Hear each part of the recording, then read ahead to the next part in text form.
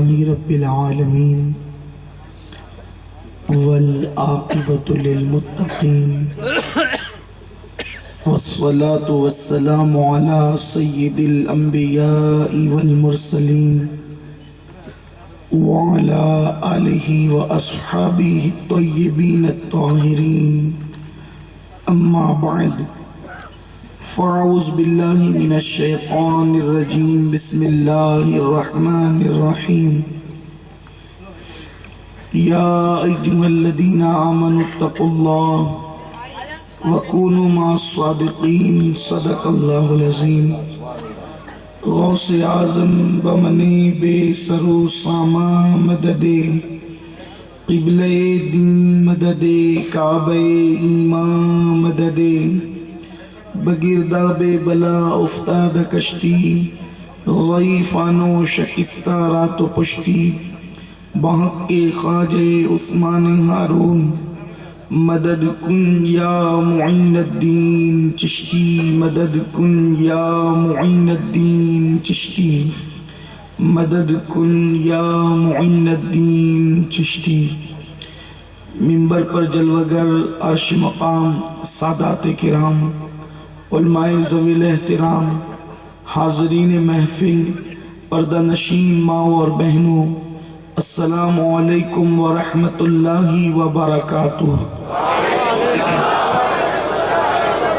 آئیے ہم اور آپ مل کر انتہائی عقیدت و محبت کے ساتھ اپنے اور ساری کائنات کے مرکز عقیدت انیس بے کساں چارہ ساز درد منداں ہم غریبوں کے غم گسار حضور احمد مجتبی محمد مصطفیٰ ارواحنا فدا صلی اللہ تعالی علیہ وسلم کی بارگاہ بے کس پناہ میں جس طریقے سے میں پڑھاؤں آپ بھی میرے ساتھ مل کر بآواز بلند پڑھیں۔ الصلاة والسلام علیک یا رسول اللہ، الصلاة والسلام علیک یا نبی اللہ، الصلاة والسلام علیک یا حبیب اللہ، وعلا آلک و اصحابک یا نور اللہ، صلی اللہ تعالی علیہ وسلم۔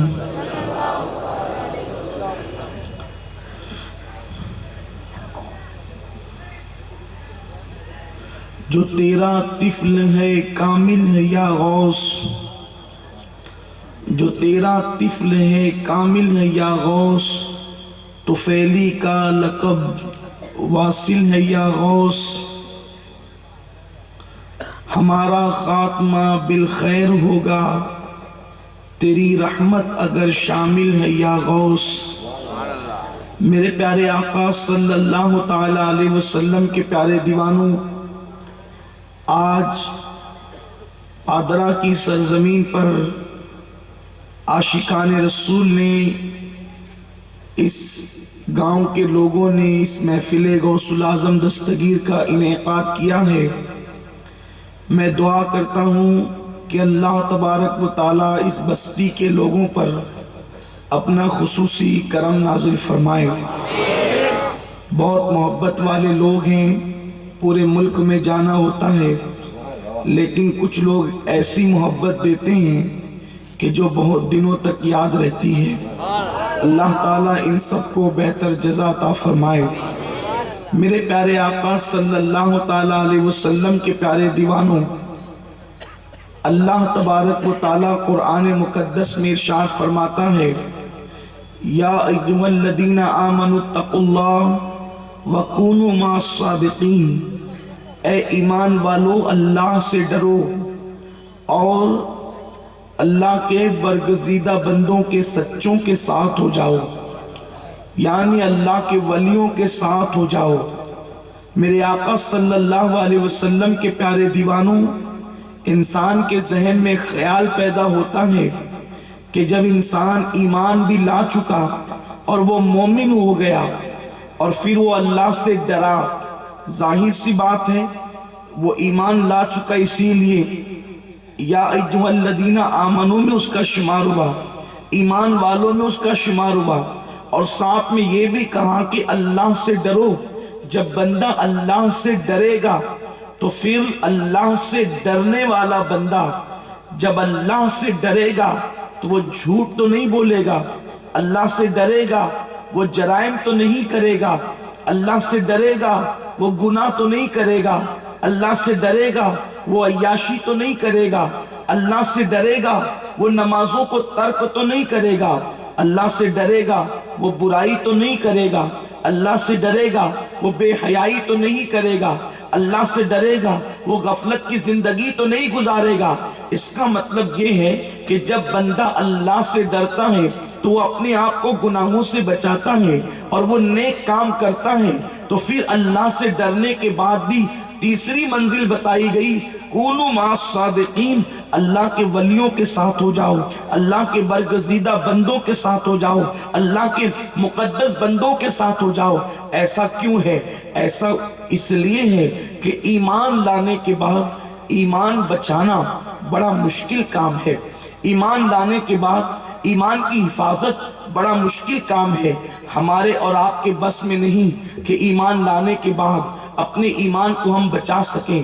میرے پیارے آقا صلی اللہ علیہ وسلم کے پیارے دیوانوں، اور عمل کرنے کے بعد ہم اپنے عمل کی حفاظت کر سکیں۔ کیوں ایسا ہے کہ ایمان لانے کے بعد انسان اپنے ایمان کی حفاظت نہیں کر سکتا؟ یہ انسان کے بس میں ہے ہی نہیں، جب تک اللہ کا خاص فضل نہ ہو انسان کے بس میں نہیں ہے کہ انسان اپنے ایمان کی حفاظت کرے، اس لیے کہ ایمان اور کفر کے درمیان اتنا نازک معاملہ ہے کہ انسان اگر تھوڑی سی بھی ایسی بات کر جائے تو وہ ایمان والوں سے نکل کر اس کا شمار کافروں میں ہونے لگتا ہے۔ اس لیے یاد رکھیں، ایمان کے معاملے میں انسان کو بہت احتیاط سے کام لینا چاہیے، اور یاد رکھیے ہمارے اسلاف بزرگان دین رات بھر روتے تھے اس تصور کے ساتھ کہ اللہ ہمارا خاتمہ ایمان پر فرما، ہم سے ایمان چھیننا نہیں، ہمیں ایمان کی دولت جو عطا کی ہے اس ایمان کی دولت کی حفاظت فرما۔ کیوں؟ اس لیے کہ ایمان اتنی قیمتی چیز ہے کہ جس کے دل میں ذرہ برابر بھی ایمان ہوگا وہ جہنم کے اندر نہیں جائے گا۔ اگر کوئی ذرہ برابر ایمان اپنے ساتھ لے کر کے جائے تو وہ جہنم میں جلایا نہیں جائے گا، بلکہ آقا کریم رؤوف الرحیم صلی اللہ علیہ وسلم ارشاد فرماتے ہیں کہ جس وقت مومنین پل صراط سے گزریں گے تو اس وقت پل صراط کے نیچے جو جہنم کی دہکتی ہوئی آگ ہوگی وہ آگ کہنے لگے گی، اے اللہ کے ایمان والے بندے، اے عاشق مصطفیٰ، جلدی سے مجھ پر سے گزر جا، اس لیے کہ تیرے ایمان عشق رسول کی آگ کی وجہ سے میری آگ ٹھنڈی ہوتی جا رہی ہے۔ آپ اندازہ فرمائیں تو میرے آقا علیہ السلام کے پیارے دیوانوں، بہت ضروری ہے ایمان کے تحفظ کے لیے کسی اللہ والے کا دامن پکڑنا۔ جب تک کسی ولی کا دامن نہ پکڑو گے ایمان کی حفاظت نہ ہوگی۔ اور بہت سارے لوگ ہیں جو دنیا میں آئے اور دنیا میں آنے کے بعد انہوں نے ایسے کام کیے جس کی بنیاد پر ان کا ایمان ان سے چھین لیا گیا، اور ایمان چھین جانا یہ اللہ کی خفیہ تدبیر ہے۔ انسان بظاہر چھوٹے چھوٹے کام کرتا ہے لیکن اس سے بھی اس کا ایمان چھین لیا جاتا ہے۔ جیسے مثال کے طور پر اس کو بظاہر لگتا ہے کہ یہ چھوٹا کام ہے، جیسے کوئی گانوں میں کفریہ کلمات گاتا ہے تو فقہا فرماتے ہیں کہ گانوں میں جس نے کفریہ کلمات گایا تو گویا کہ وہ کافر ہو گیا۔ اسی طریقے سے جو کفریہ کلمات اپنی زبان سے فلمی ڈائلاگ کی شکل میں ادا کرتا ہے تو وہ بھی کافر ہو جاتا ہے۔ آپ دیکھیں کتنا نازک مسئلہ ہے ایمان اور کفر کا، کتنا نازک معاملہ ہے ایمان اور کفر کا۔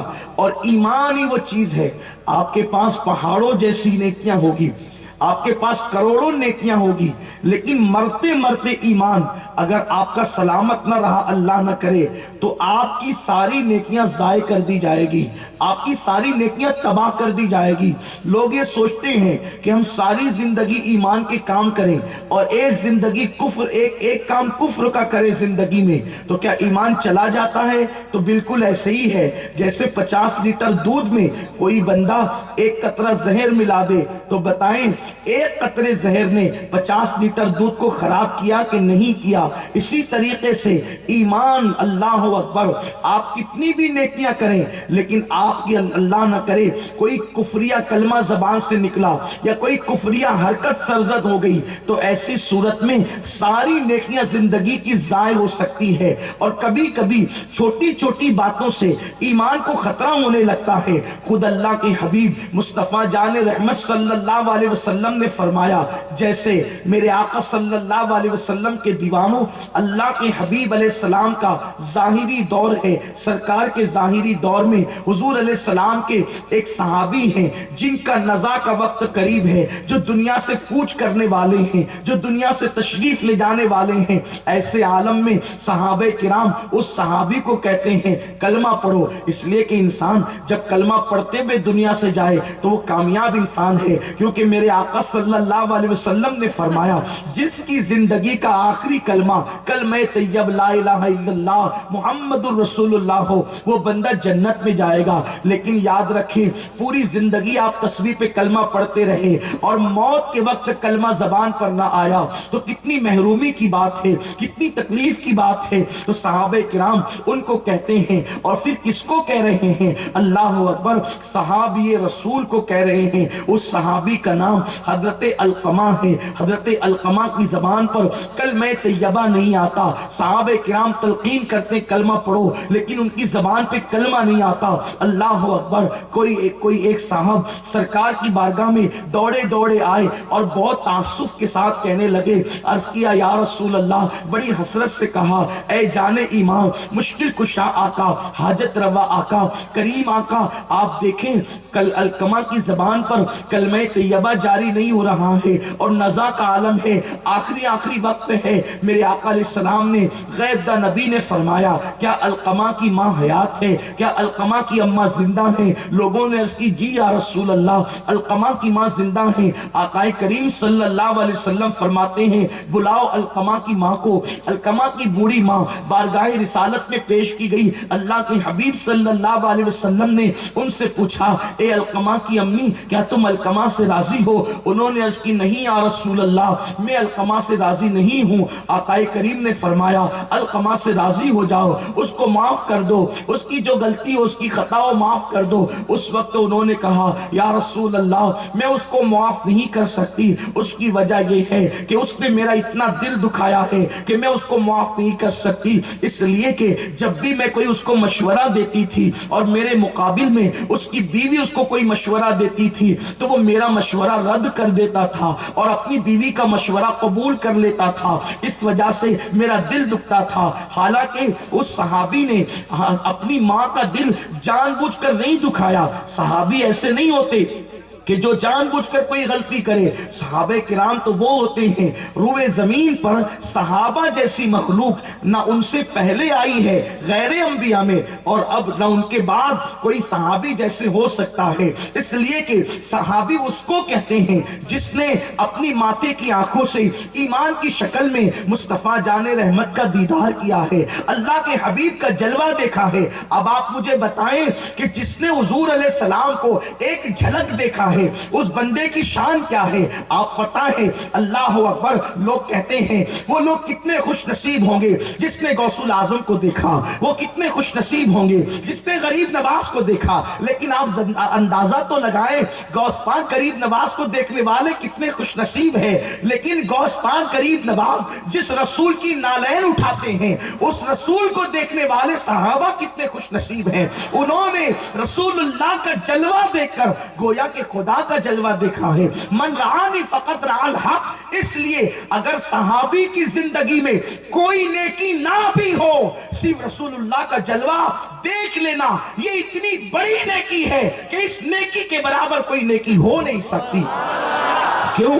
اس لیے کہ آپ دیکھیں ہر نیکی پر، ہر نیک عمل پر نیکی کی بشارت ہے، لیکن اگر کوئی بندہ میرے اور آپ جیسا گنہگار، سیاکار، پاپی حضور کے مزار پر جائے تو حضور نے کیا بشارت دی؟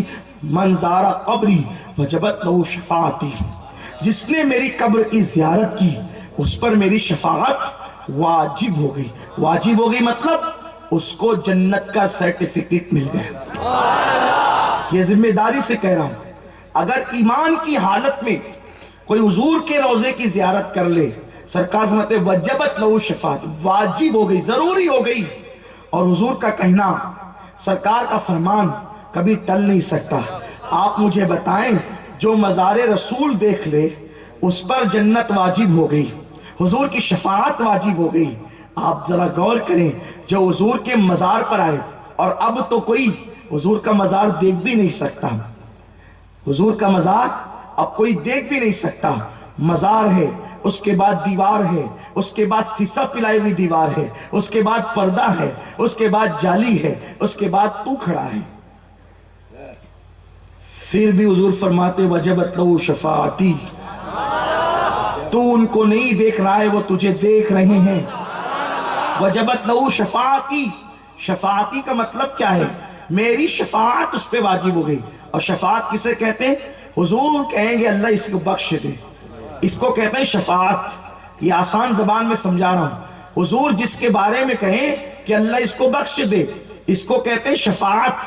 اور حضور فرماتے وجبت لہو شفاعتی، یعنی میرا یہ کہنا کہ اللہ اس کو بخش دے یہ میرے اوپر واجب ہو گیا ہے.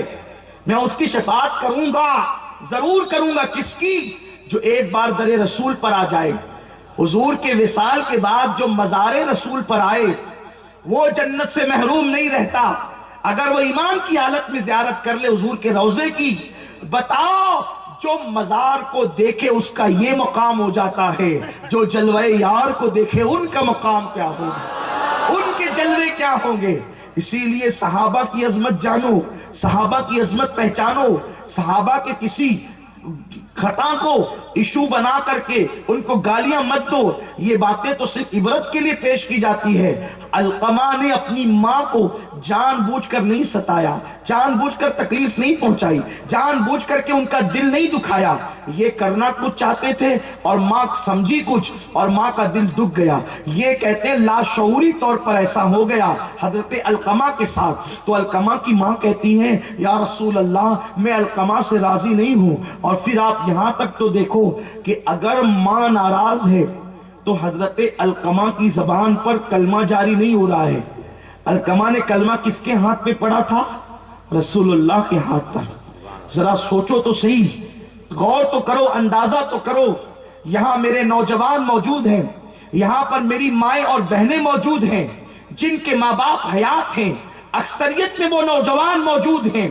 اگر صحابی کی ماں کا دل صحابی کی کسی لفظش سے، کسی خطا سے دکھ جائے تو اللہ امت کی عبرت کے لیے بتا رہا ہے کہ ان کی زبان پر موت کے وقت کلمہ نہیں آ رہا ہے.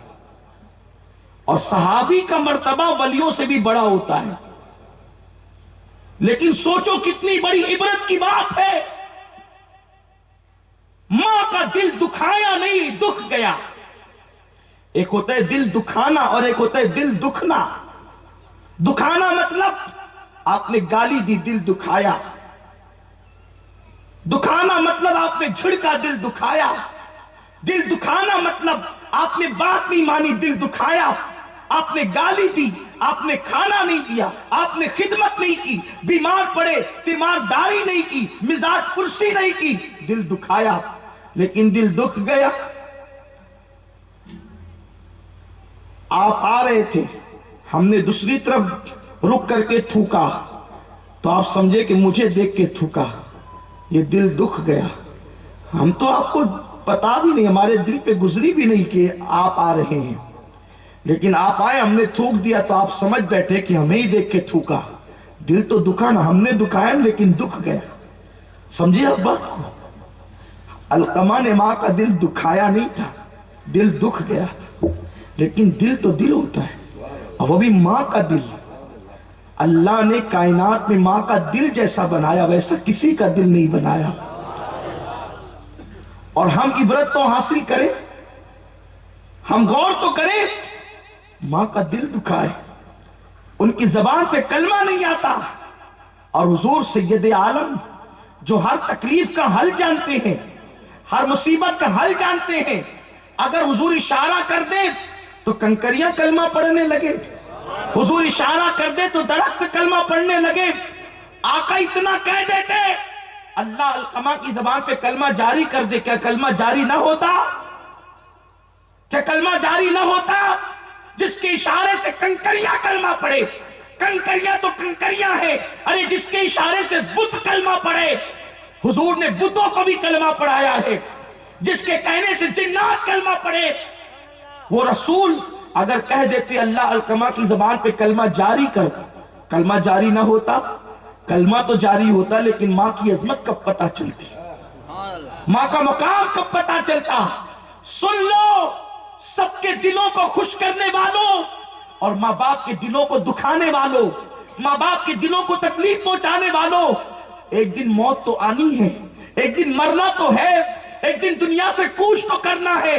اپنے دوستوں پر ہزاروں لاکھوں روپے خرچ کرتے ہو، پکنک پر جاتے ہو تو دوسروں سے پہلے اپنی جیب سے پیسے نکالتے ہو، بری بات نہیں، اچھی بات ہے، لیکن ماں باپ گھر میں سسکیاں لے رہے ہوتے ہیں، ماں باپ تڑپ رہے ہوتے ہیں، ماں باپ بلک رہے ہوتے ہیں۔ بتاؤ بوڑھے ماں باپ کہتے ہیں بیٹا مجھے پیسے دے میں بیمار ہوں، تو جوان بیٹا ڈانٹ کر کہتا ہے بس کرو، میں تمہیں کتنا دوں؟ کیا میں تمہارے لیے کنگال ہو جاؤں؟ کیا میں تمہارے لیے برباد ہو جاؤں؟ جتنا کماؤں سب میں تم پہ خرچ کر دوں؟ نادان سن، تجھے کس نے کہہ دیا کہ ماں باپ پہ خرچ کرنے والا کنگال ہوتا ہے؟ یاد رکھ اللہ کے حبیب فرماتے ہیں جو ماں باپ کے لیے مغفرت کی دعا ہر نماز کے بعد کرے اللہ اس کو مالدار کر دیتا ہے۔ جب دعا کرنے والے کو اللہ مالدار کرتا ہے تو ماں باپ پہ خرچ کرنے والوں کو مالدار نہ کرے گا؟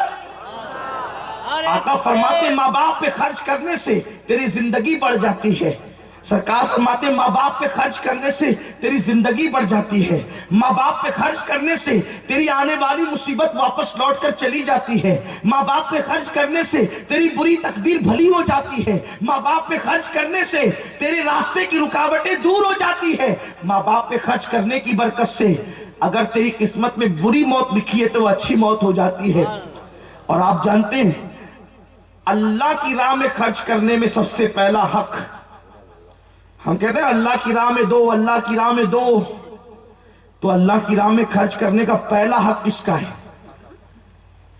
اگر سب سے زیادہ کسی پہ خرچ کرنے پر ثواب ملتا ہے، حج پر خرچ سے زیادہ ثواب، عمرہ پر خرچ سے زیادہ ثواب، مسجد بنانے سے زیادہ ثواب، مدرسہ بنانے سے زیادہ ثواب، کسی بھی کام میں سب سے زیادہ ثواب اگر ملتا ہے تو ماں باپ پہ خرچہ کرنے سے ملتا ہے۔ ماں باپ پہ خرچ کرنے کا جو اجر ہے وہ اجر کسی اور کام میں نہیں ملتا، مسجد بنانے سے بھی وہ اجر نہیں ملے گا جو ماں باپ پہ خرچہ کرنے سے ملے۔ بڑی ذمہ داری سے عرض کر رہا ہوں، مدرسہ بنانے میں وہ ثواب نہیں ہے، مسجد ہم اسی لیے بناتے ہیں کہ ماں باپ کو ثواب ملے، مدرسے اس لیے بناتے ہیں کہ ماں باپ کو ثواب ملے۔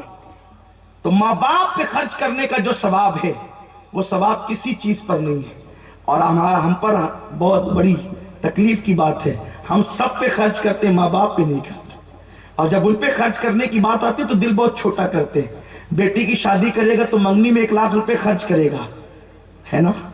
بیٹی کی شادی کرے گا تو منگنی میں 1 لاکھ روپے خرچ کرے گا، اور جب ماں باپ پہ خرچ کرنے کی بات آئے گی، بیٹے کے لیے کپڑے ڈھونڈنے جائے گا تو اعلیٰ سے اعلیٰ کوالٹی کا لے گا، لیکن ماں باپ کے لیے خریدنے کے لیے بڈھے تو ہیں، اب ان کو کیا ضرورت ہے؟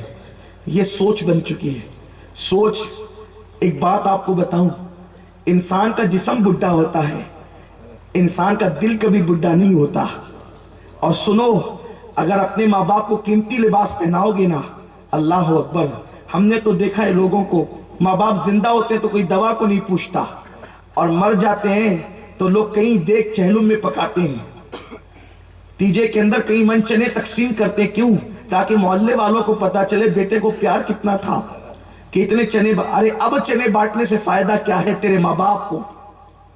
اصال ثواب کا منکر نہیں ہوں، لیکن جو پوری زندگی چنے کھانے کی تمنا کرتے ہوئے دنیا سے کوچ کر گیا، جس کو تمنا تھی کہ میرا بیٹا آئے گا تو میرے لیے تھوڑی سی برفی لے کر کے آئے گا، تھوڑی سی مٹھائی لے کر کے آئے گا، تو نے جیتے جی کبھی ماں باپ کو مٹھائی نہ کھلائی، اور مرنے کے بعد ان کے نام سے تو دوسروں کو تقسیم کر رہا ہے۔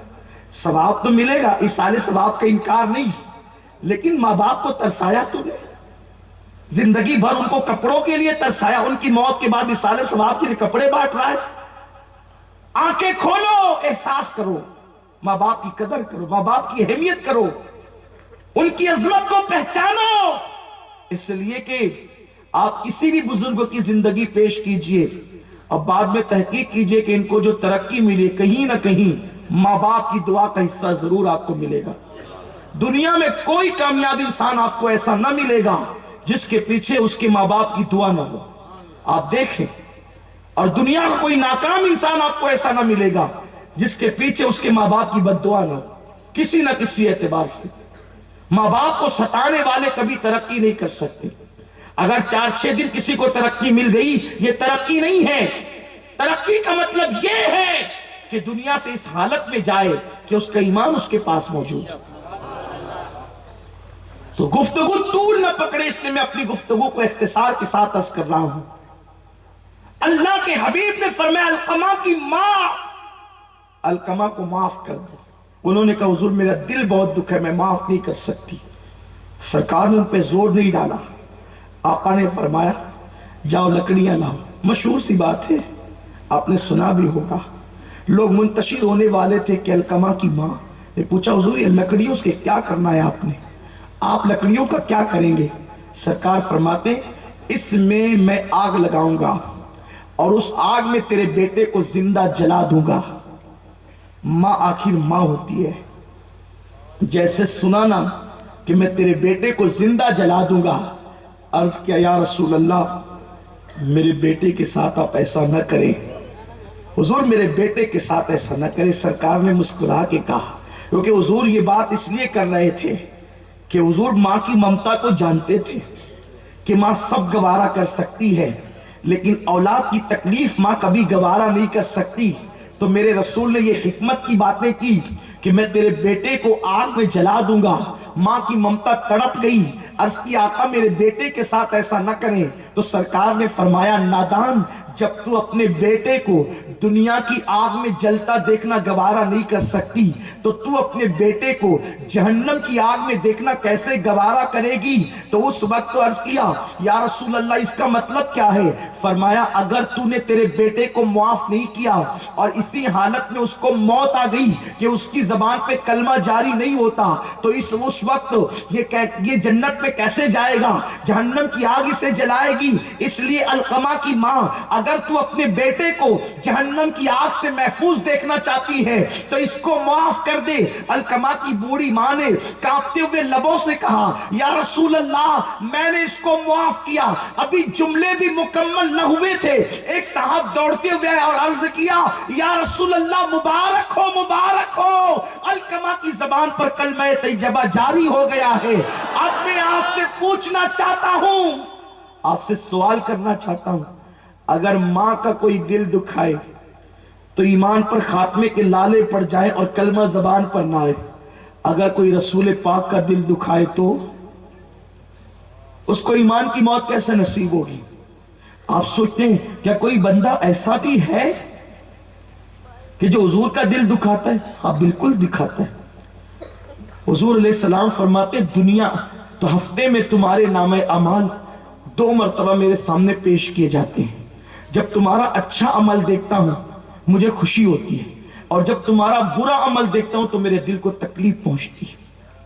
اب آپ سے پوچھتا ہوں ہم اچھا عمل کتنا کرتے ہیں یہ ہم جانتے ہیں اور برا عمل کتنا کرتے ہیں یہ بھی ہم جانتے ہیں۔ بتائیے ہم نے کافروں کی طرح اپنے سر کے بال بنا لیے، حضور کا دل نہیں دکھتا ہوگا؟ اللہ کے حبیب صلی اللہ علیہ وسلم نے ارشاد فرمایا کہ یا تو سر کے سارے بالوں کو کٹوا دو یا تو سر کے سارے بالوں کو رکھو۔ یہ حضور کا فرمان ہے۔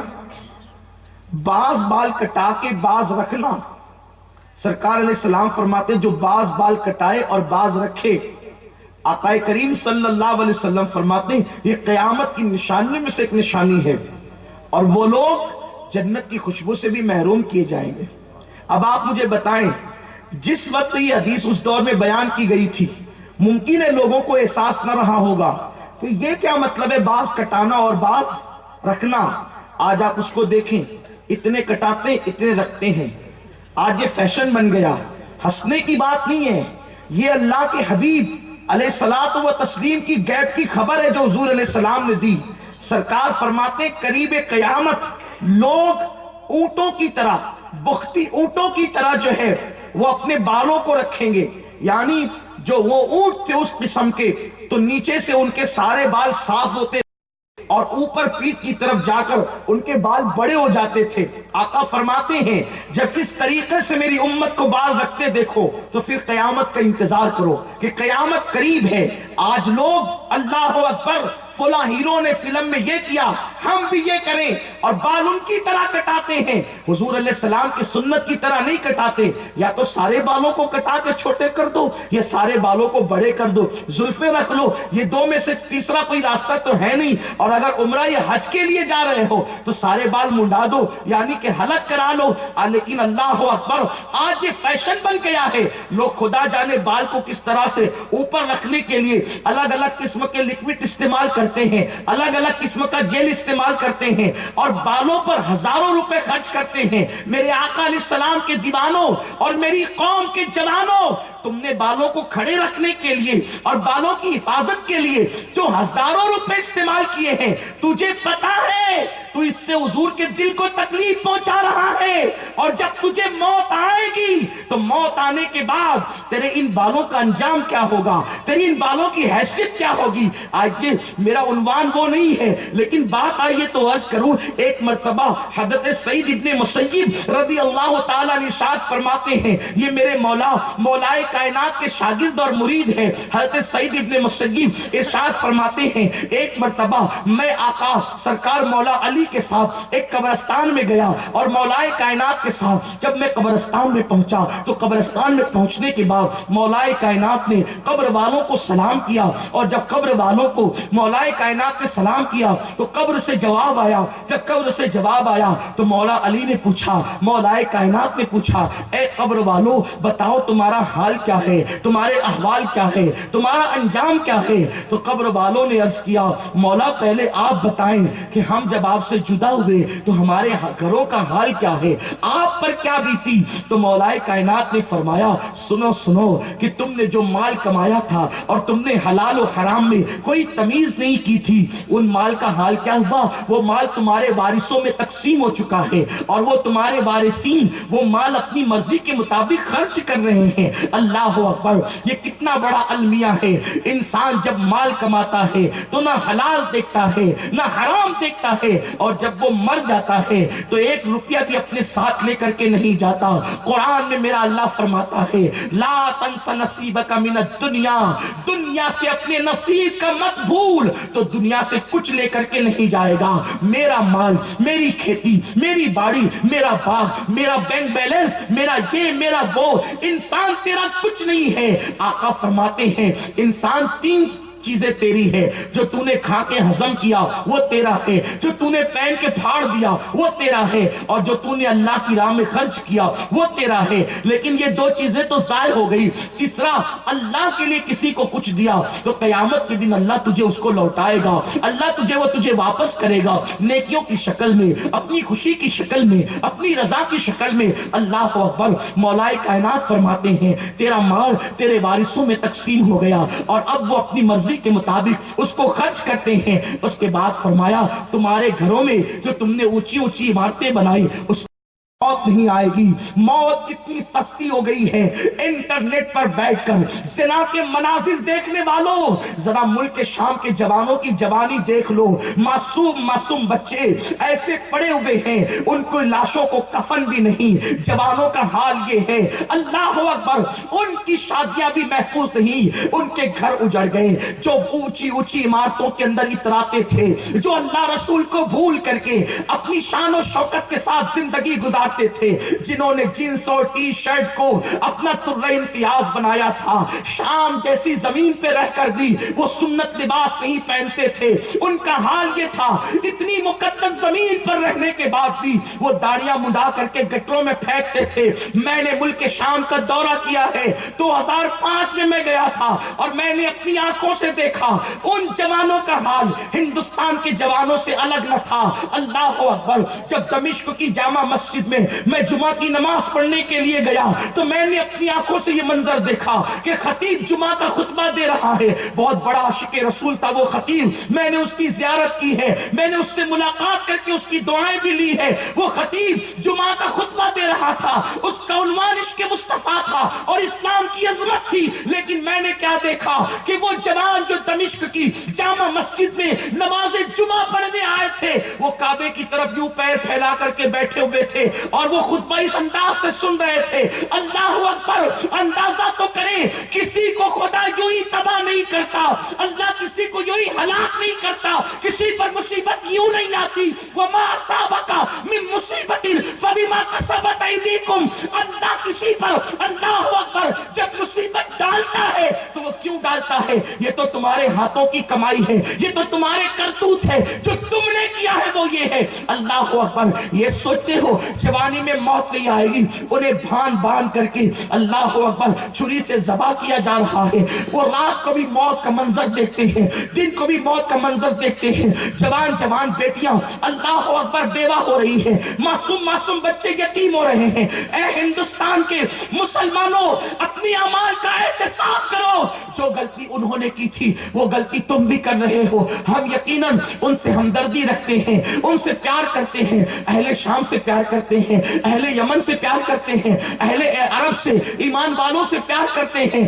لیکن یاد رکھنا ہم کتنا کسی سے بھی پیار کریں، جب شام کا منظر دیکھ کر اپنا دل دھڑکتا ہے تو اللہ تعالیٰ کو کیسے گوارا ہوگا کہ وہ اپنے، کیونکہ وہ تو اپنے بندوں سے 70 ماہوں سے زیادہ پیار کرتا ہے، اس کی مرضی کے بغیر پتہ نہیں ہلتا، اس کی مرضی کے بغیر شام و یمن کیسے ہلاک ہو سکتے ہیں، کیسے تباہ و برباد ہو سکتے ہیں۔ لیکن مسلمانوں، میں نے اپنی آنکھوں سے یہ منظر دیکھا، وہاں پر دمشق کی جامع مسجد کی گلیوں میں میں نے عربی گانوں کو بجتے دیکھا، میں نے میوزک کو دیکھا تھا۔ اس وقت یقیناً احساس ہوتا تھا کہ تباہ ہونے والی قوم کا انداز یہی ہوتا ہے، لیکن کبھی لوگوں نے سوچا بھی نہ تھا کہ شام کی اینٹ سے اینٹ بچ جائے گی۔ جب بندہ اپنے گناہوں سے اپنے نبی کے دل کو تکلیف پہنچاتا ہے، جب بندہ اپنے گناہوں سے اپنے نبی کے دل کو اذیت پہنچاتا ہے تو اللہ اس پر موت کو مسلط کر دیتا ہے، اس پر تلواروں کو مسلط کر دیتا ہے، اس پر ظالم و جابروں کو مسلط کر دیتا ہے۔ یہ سوچتے ہو تمہیں موت نہیں آئے گی، تم زندگی بھر اپنے گھروں میں رہو گے، اللہ اکبر، اور جوانی میں موت نہیں آئے گی۔ سنو سنو، آج تو موت اتنی سستی ہو گئی ہے، باہر بائک پہ نکلا، گرا اور مر گیا۔ کیوں مرا؟ ہارٹ اٹیک آیا ہے، ہارٹ اٹیک آیا، مر گیا۔ ارے ابھی تو کھانا کھا رہا تھا، مر گیا۔ کیا تیاری کی؟ بالوں کو حسین بنانے والوں، قبر میں سب سے پہلے بال جھڑیں گے۔ مولا کائنات کو اس قبر سے آواز آئی، ہمارے بال جھڑ گئے، اور پھر آواز آئی کفن چھین لیا گیا، کفن بوسیدہ ہو گیا، پھٹ گیا، چھین لیا گیا۔ قبر کے کیڑے ہمارے جسم کو نوچ نوچ کر کھا رہے ہیں، ہمارا پیٹ پھٹ گیا ہے اور اتنی بدبو نکل رہی ہے۔ علی، اگر ہم پر کوئی عذاب اور بھی مسلط نہ کیا جاتا، صرف ہمارے پیٹ کی بدبو ہم پہ مسلط کر دی جاتی تو یہ عذاب ہمارے لیے کافی تھا، لیکن آنکھیں پانی بن کر بہ گئی، بال جھڑ گئے، جسم کو کیڑے کھا رہے ہیں اور پیٹ پھٹ گیا، اس کی بدبو سے حالت خراب ہے۔ یہ اس انجام سے تو گزرنا ہوگا۔ آج ہم اپنی طبیعت کے مطابق زندگی گزار رہے ہیں، اللہ کا دین، اللہ کی شریعت، اللہ کا قانون ہم نے بھلا دیا۔ ان سارے جرائم سے بتاؤ حضور کے دل دکھتا ہے کہ نہیں دکھتا؟ سرکار کو قبر انور میں اذیت پہنچتی ہے کہ نہیں پہنچتی؟ اور یہ تو بال بڑا کرنا کوئی چھوٹا سا عمل لوگ سمجھتے ہیں، بالوں کو یہود و نصارہ کی طرح کٹانا لوگ چھوٹا سا عمل سمجھتے ہیں۔ ان کا کیا حال ہے جو زنا کے اڈوں پہ جاتے ہیں؟ ان کا کیا حال ہے جو شراب کے اڈوں پہ جاتے ہیں؟ ان کا کیا حال ہے جو عورتوں کو تکتے ہیں؟ تو یاد رکھیں، جب ماں کا دل دکھانے والا مرتے مرتے اس کی زبان پہ کلمہ نہیں آتا تو حضور کا دل دکھانے والا مرتے وقت اس کی زبان پہ کیسے کلمہ آئے گا؟ اور آقا کا دل کیسے دکھتا ہے؟ گناہوں کی وجہ سے۔ اور پھر سب سے زیادہ دل کب دکھتا ہے؟ جب کوئی بندہ نماز کو ترک کرتا، کیونکہ آقا نے فرمایا نماز میری آنکھوں کی ٹھنڈک ہے۔ اب بتائیں، بیٹا آپ کی آنکھوں کی ٹھنڈک ہے، उस बेटे को कोई जख्मी कर दे तो आपके दिल पे क्या गुजरेगी। और हुजूर फरमाते हैं मेरी आंखों की ठंडक नमाज है, जब तुम नमाज तर्क करते होंगे तो हुजूर के दिल पे क्या गुजरती होगी। आज तो लोग नमाज की कदर नहीं करते, ट्रेन में चलते चलते नमाजें छोड़ दी, कारों में चलते चलते नमाजें छोड़ दी, दोस्तों में बैठे बैठे नमाजें छोड़ दी, खाते पीते नमाजें छोड़ दी, बीवी बच्चों के साथ हंसी मजाक करते हुए नमाजें छोड़ दी, नमाजें छूटी, उसका कोई एहसास नहीं। नमाज छोड़ने पर मामला क्या है? सरकार फरमाते मन तरक सलात मुतअम्मिदन फक़द कफर। ये फक़द कफर, इसको आप महसूस करें ना करें, अहले इल्म महसूस करते हैं इस फरमान की जलालत को। आका फरमाते जिसने एक वक्त की नमाज जानबूझ के छोड़ दी फक़द कफर, वो काफिर हो गया, वो काफिर हो गया।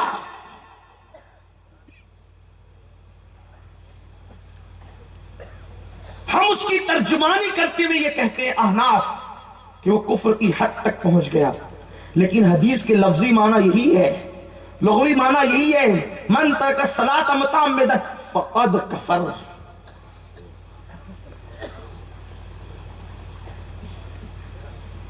यही जज्बा तो था, हुजूर का यही फरमान था, इसकी जलालत थी कि सहाबा जंग की हालत में भी नमाज तर्क नहीं करते थे, वो जंग में भी नमाज पढ़ते थे। सहाबा ने कभी नमाजें तर्क नहीं की। और इस्लाम ने किस कदर आसानी दी है, खड़े होके नहीं पढ़ सकते तो बैठ के पढ़ो, बैठ के नहीं पढ़ सकते तो लेट के पढ़ो, इशारे से पढ़ो, वुजू नहीं है, पानी नहीं मिलता तो तयम्मुम करो, कि इससे आसानी और क्या हो सकती है। लेकिन उसके बावजूद भी मुसलमान मस्जिदों को वीरान किए हुए हैं। और सुन लो, आका ने फरमाया मुसलमान और काफिर के दरमियान की जो सबसे बड़ी पहचान है वो नमाज है, कि मुसलमान जो होगा वो नमाज पढ़ेगा, जो काफिर होगा वो नमाज नहीं पढ़ेगा। आज तो नमाज का हाल ये है कि पूछो कि नमाज पढ़ते हो अच्छे अच्छे दीनदारों से, तो लोग कहते हैं बापू जिस वक्त की मिलती है उस टाइम की पढ़ता हूं, इन्ना लिल्लाहि व इन्ना इलैहि राजिऊन। जिस टाइम की मिलती है, वक्त जितना मिल जाता उतना पढ़ लेता हूं। वक्त मिल जाए पढ़ने की कोई अहमियत नहीं, वक्त निकाल कर पढ़ो। कुछ लोग तो इतने ओवर स्मार्ट हैं, कहते हैं मौलाना हमें टाइम नहीं मिलता नमाज पढ़ने के लिए। एक अल्लाह वाले, एक बुजुर्ग एक कपड़े के दुकानदार ताजिर के पास पहुंचे और फरमाया बेटे तू नमाज नहीं पढ़ता? कहा सर टाइम नहीं मिलता नमाज पढ़ने के लिए। तो उन्होंने उसके कपड़े के थान निकाल निकाल के सूंघना शुरू किया, रखना शुरू किया, सूंघते और रखते, सूंघते और रखते। उसने कहा बाबा क्या कर रहे हैं आप?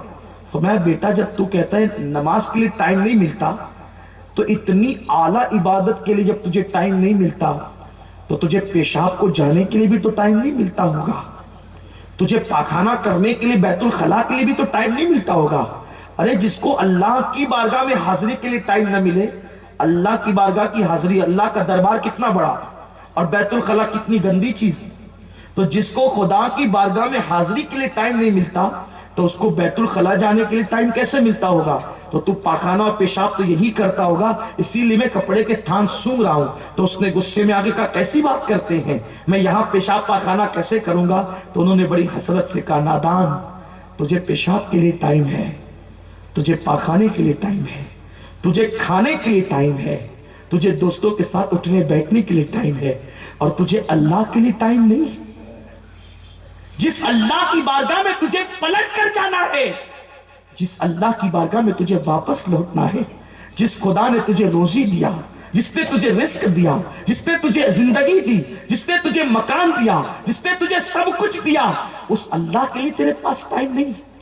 और मुसलमानों सुनो, जब तक मुसलमान सजदे करते रहे उस वक्त तक मुसलमान हर मुसीबत से महफूज रहे, हर तकलीफ से महफूज रहे, हर परेशानी से महफूज रहे।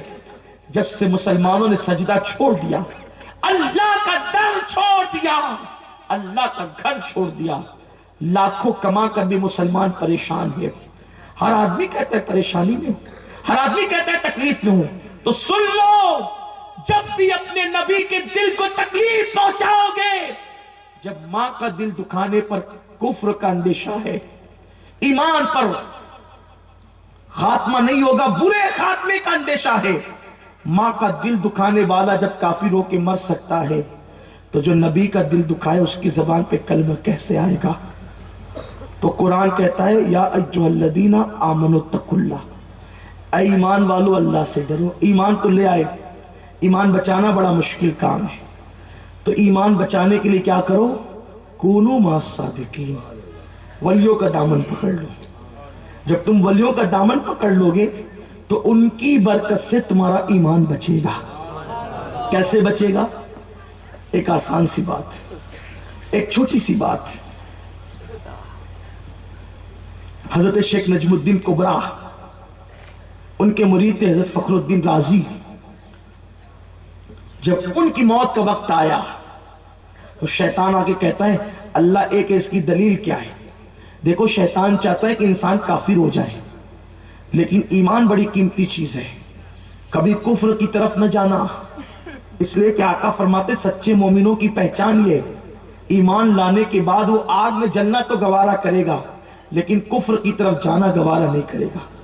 आजकल लोग ईमान लाने के बाद भी कुफ्र की तरफ जाने की कोशिश करते हैं। सुनो, कुफ्र में कुछ नहीं रखा है। अगर कुफ्र में कुछ रखा होता तो अल्लाह कुफ्र से मना क्यों करता?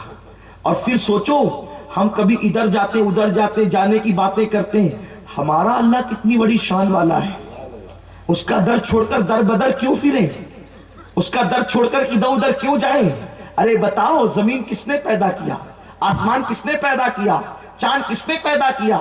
सूरज किसने पैदा किया? सितारे किसने पैदा किया? खेती कौन उगाता है?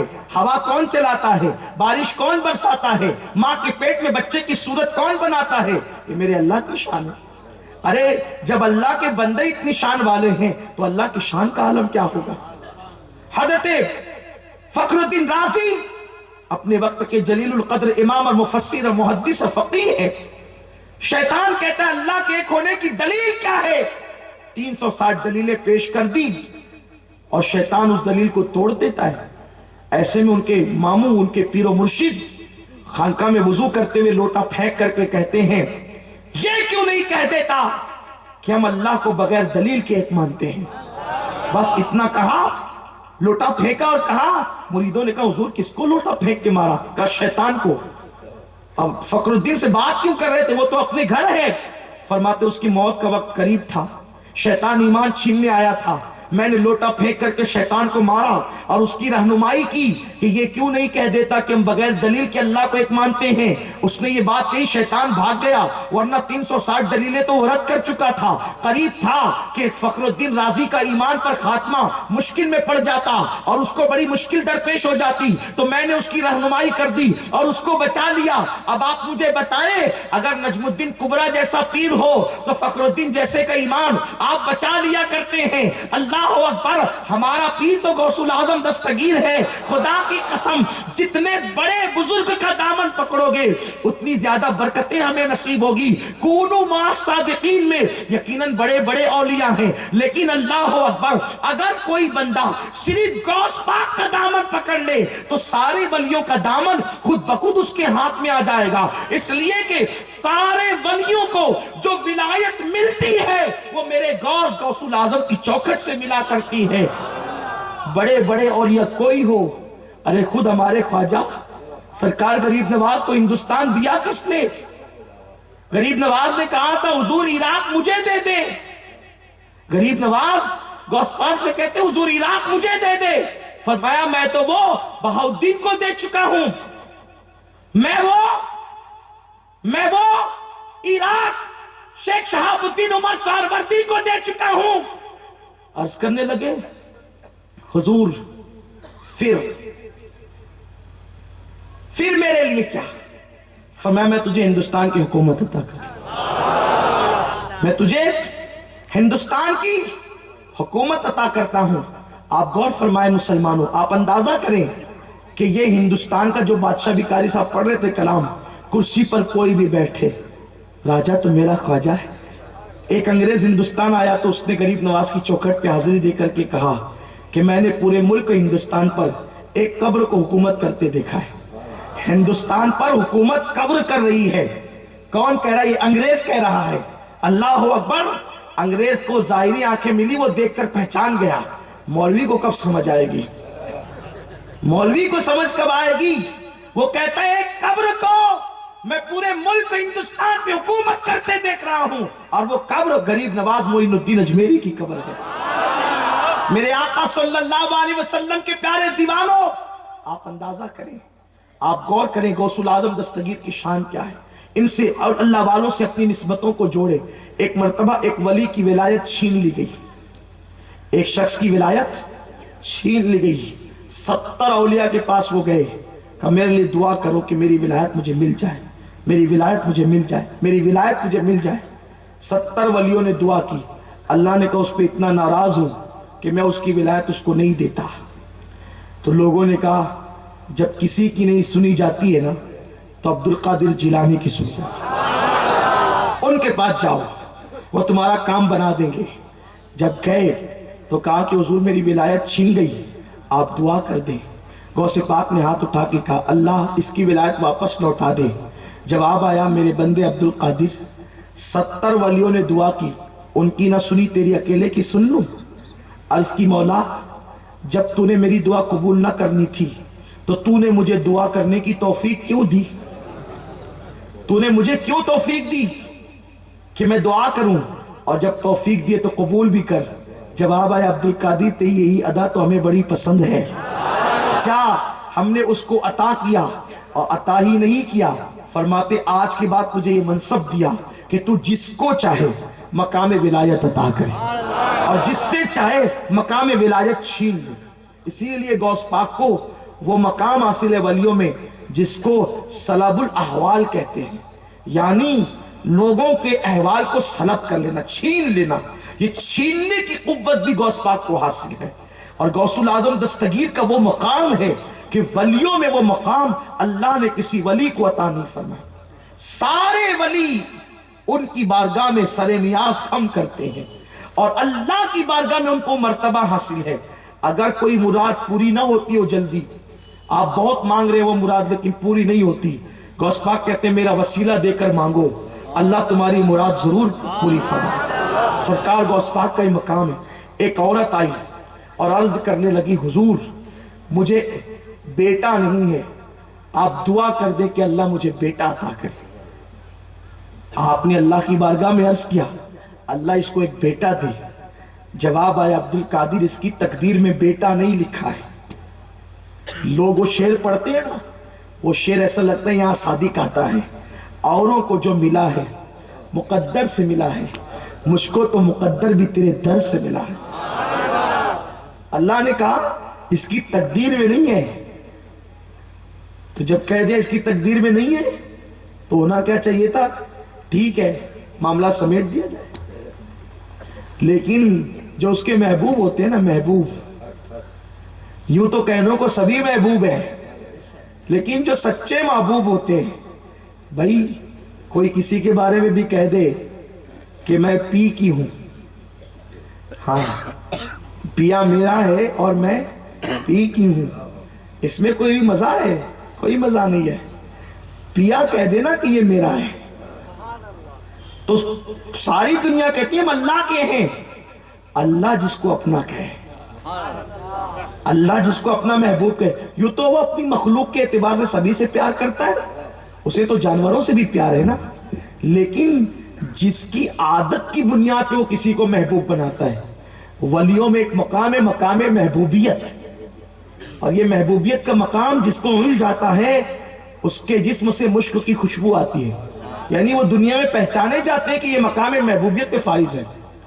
आज भी अगर कोई मकाम महबूबियत पे फाइज होगा उसके जिस्म से मखसूस खुशबू आती।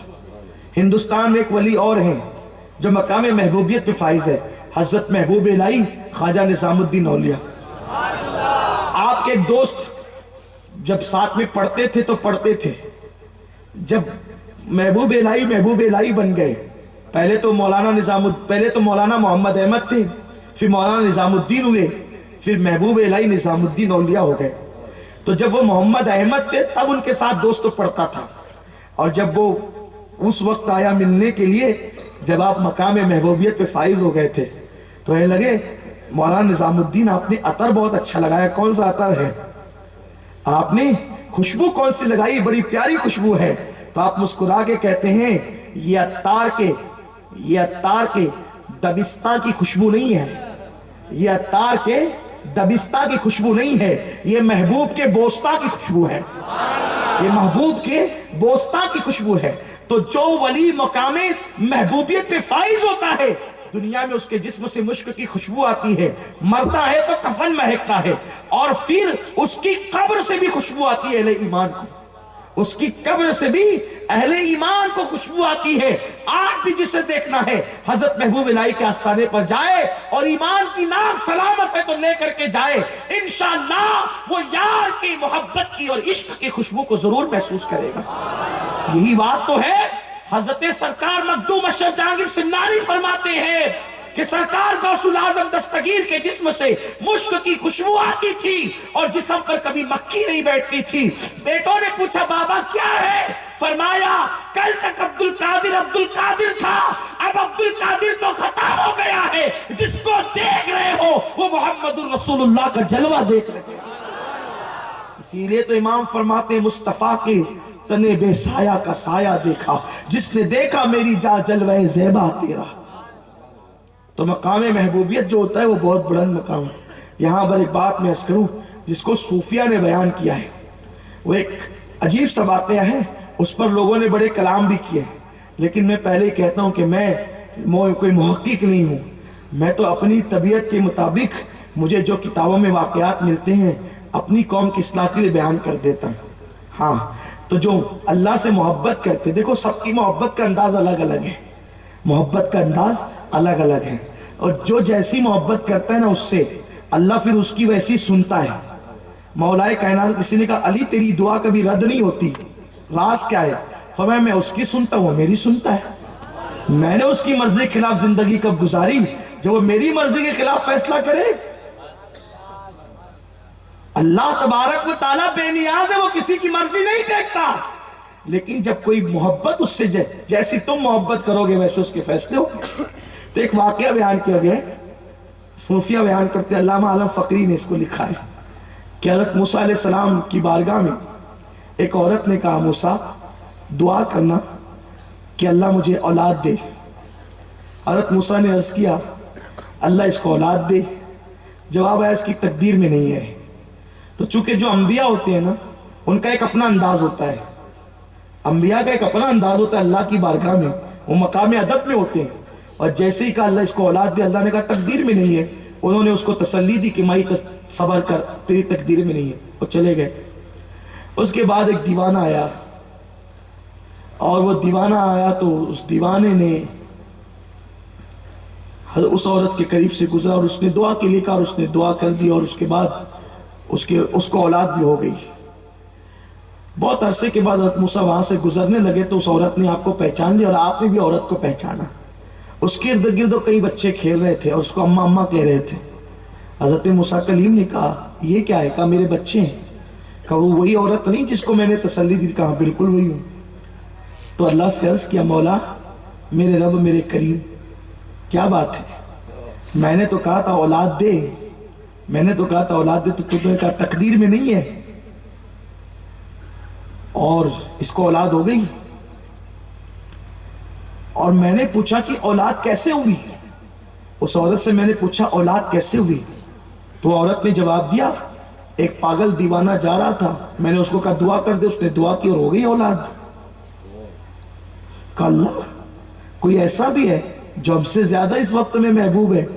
ارشاد ہوا ایسی بات نہیں ہے، بات ایسی نہیں ہے، ابھی ہم تمہیں جواب دیتے ہیں، لیکن اس سے پہلے ایک کام کرنا ہوگا موسیٰ، ایک کام کیجئے، ہمیں چاہیے کسی اپنے بندے کے گوشت کا لوتھڑا، ہمیں کسی اپنے بندے کے جسم کے گوشت کا لوتھڑا چاہیے، وہ پہلے لے آؤ پھر بعد میں باتیں کریں گے، ابھی جاؤ۔